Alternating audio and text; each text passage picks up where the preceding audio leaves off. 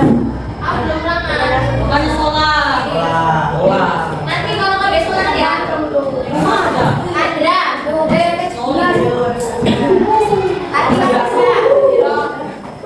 Arfan Arbenius Muso. Tahu. Arti Musik. Asal Wisapitra.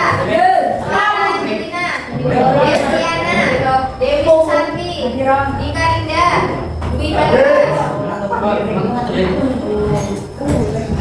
Ilham Rashid. Keisha Roida. Marina. Rina. Laila. Aizen. Imazen. Muhammad Pamuji. Oh iya toh. Muhammad Hamid Aziz. Muhammad Aiman Aswa. Nabila Ajeng.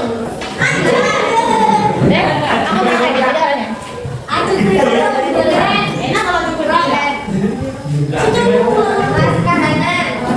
Tegan Bimana. Sinta. Sehat. Wildan. Zahwa. Kemarin kita belajar tentang apa? Hadis. Kemarin itu tentang hadisnya Abu Yahya. Ya lah. Sekarang kita belajar tentang hadis Tirmizi. Sebelum masuk ini ada yang ingat nggak pelajaran terakhir kemarin hadis Abu Yahya itu menerangkan tentang apa? Ada yang ingat nggak? Nggak ada. Hadis Abu Yahya kemarin itu menjelaskan tentang karakter asli orang mukmin. Orang mukmin itu apa? Orang mukmin itu apa? Saya bisa jawab apa G? Ahli Musim. Orang mukmin itu apa? Orang mukmin. Ada yang bisa jawab saya? Ada nggak? Masa nggak dia tahu orang mukmin itu apa?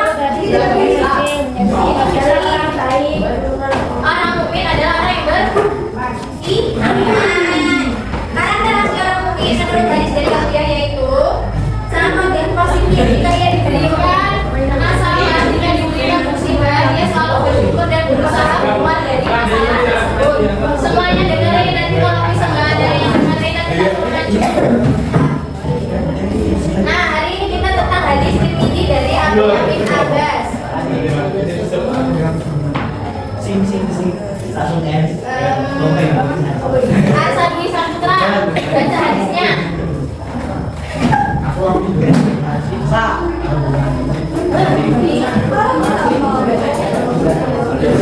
Hadisnya dibaca. Nah, gila. Yang keras kalau teman-teman yang nggak ada yang dengar. Berarti orang keras. Hadis Tirmizi. Buka bukunya. Semuanya duduk.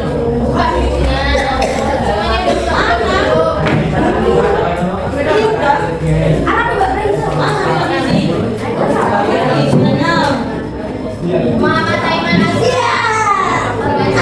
Anaknya. Belum ada yang buka buku yang ujung sana? Dari tadi dengerin dah.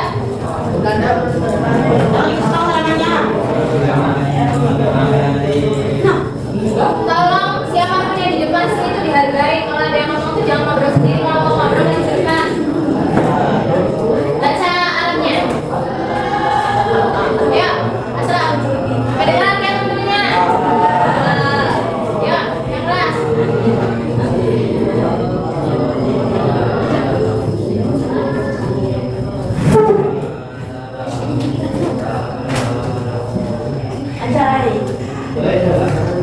Ya udah, An Abdillah bin Abbas radhiyallahu anhu qala Rasulullah sallallahu alaihi wasallam qala ana nasra ma'a sabri wa ana kharaja ma'al farqi wa ana ma'al usri yusra. Artinya dari Abdullah bin Abbas radhiyallahu anhu bersabda Rasulullah sallallahu alaihi wasallam, ketahuilah sesungguhnya kemenangan bersama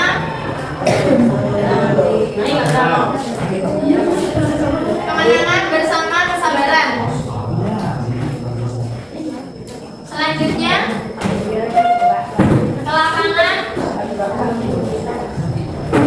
bersama kesempitan. Dan yang terakhir kesulitan bersama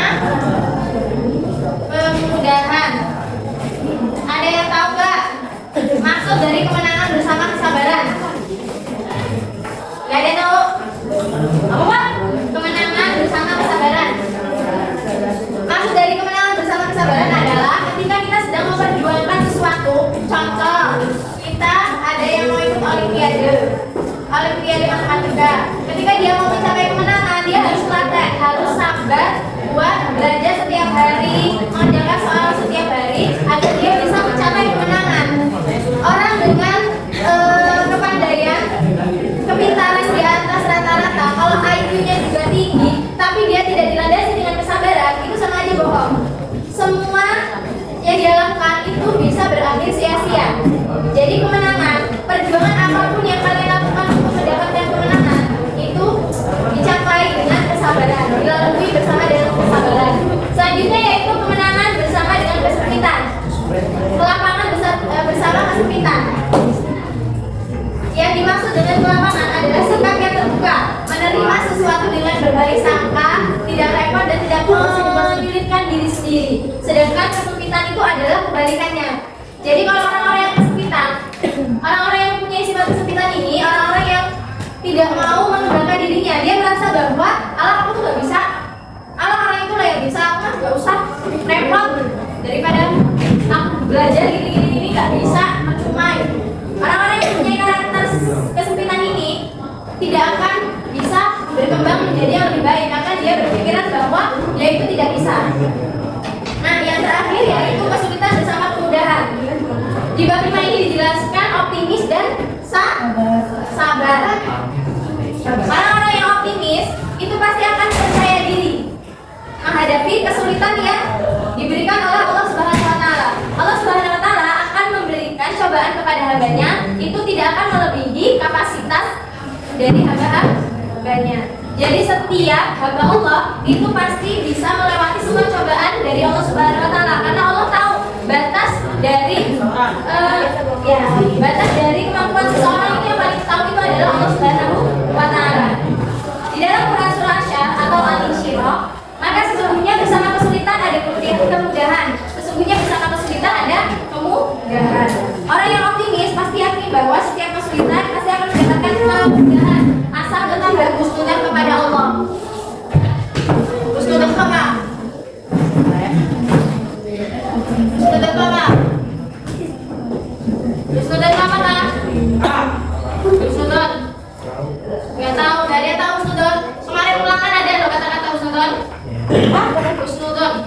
Husnudzon itu lawan kata dari suudzon. Ya, mesti sering kan ada kata suudzon? Suudzon adalah berburuk sangka. Kalau husnudzon itu kebalikannya.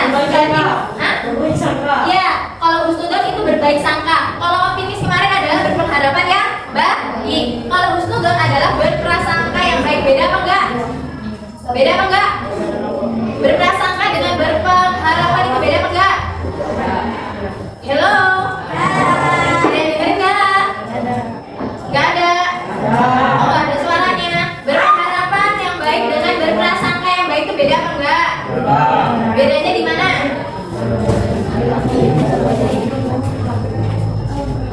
Bedanya di mana? Kalau berprasangka itu masih di dalam hati, berprasangka. Kalau berpengharapan itu adalah harapan. Selanjutnya yang kedua yaitu hadis riwayat Bukhari Muslim.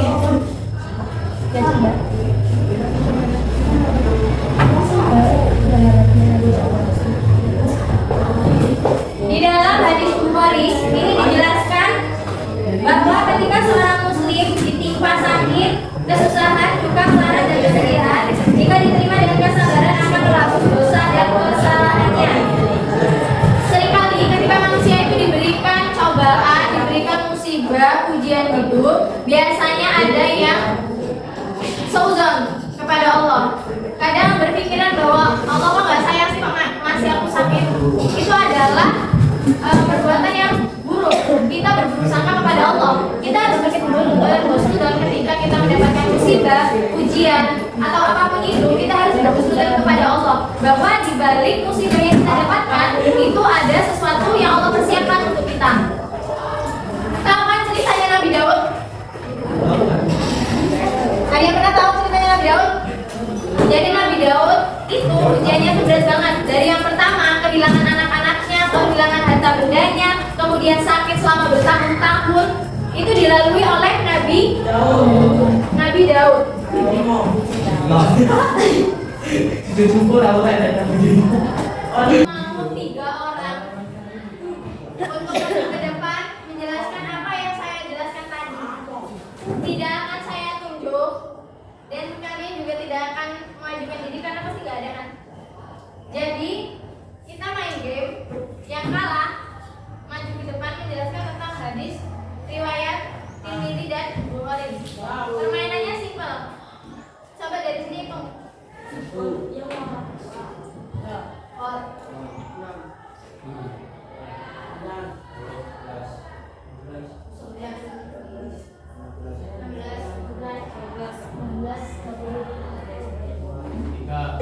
4.